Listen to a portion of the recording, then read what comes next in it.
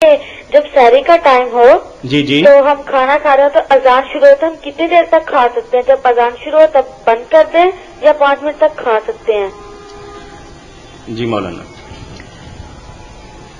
سوال جو کیا گیا کہ جب فجر کی اذان ہو جائے اور آدمی سحری کھا رہا ہو تو کیا وہ کھانے سے رک جائے یا کھاتا ہی رہتا؟ بہت اچھا سوال ہے۔ اس بارے میں اصل میں غلط فہمی پھیل گئی اور اچھے بڑے لوگوں میں پھیل گئی کہ کھانا کھاتے رہنا چاہیے، پوری طرح سحر ہونے کے بعد کھانا بند کرنا چاہیے، اذان بے شک ہو جائے۔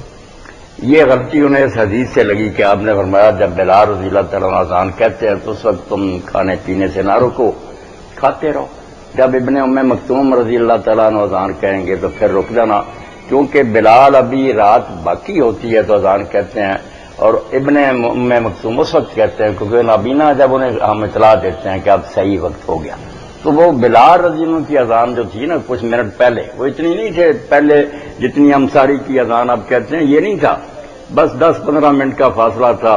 اس کو جو راوی نے اس طرح مبالغتاً بیان کیا نا کہ ایک مؤذن اترتا تھا دوسرا چڑھ، بہت تھوڑا فرق تھا، اور وہ اسی لیے ہوتا تھا کہ اگر کوئی تہجد پڑھ رہا ہو بعد آ جائے، تہجد کے لیے اٹھاتا نہیں تھا، جو تہجد پڑھ رہے ہوتے تھے انہیں کہتا تھا کہ اب ریسٹ کر لو فجر کی اذان ہونے والی ہے، اور جو سحری کھا رہے تھے انہیں الارم ہوتا تھا کہ جلدی کھا لو۔ جو فجر کی اذان ہوتی ہے نا صحیح ٹائم پر ابن ام، اس کے بعد کھانے کی کوئی اجازت نہیں۔ جو بھی علماء یہ کہہ دیتے ہیں نا کھاتے رہو، نہیں ٹھیک بات۔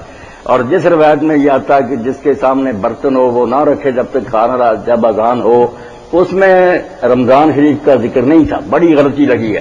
وہ تو ہے کہ اگر ایک شخص کھانا کھا رہا ہے، کوئی نماز کا بھی وقت ہے، قانون میں اس کے اذان پڑتی ہے، تو وہ جماعت کی خاطر جلدی نہ کرے، کیونکہ جب کھانا موجود ہو تو اس کے ہوتے ہوئے نماز نہیں حضور نے اجازت دی، اس میں تو کوئی خشوع اور خضوع پیدا ہی نہیں ہو سکتا، کھانے کی طرف دھیان رکھے۔ وہ عام بات تھی کہ اگر تم اذان سنو، کھانا تمہارے سامنے ہو تو کھانا کھا کر نماز پڑھو۔ وہ جماعت کے بارے میں تھی بات۔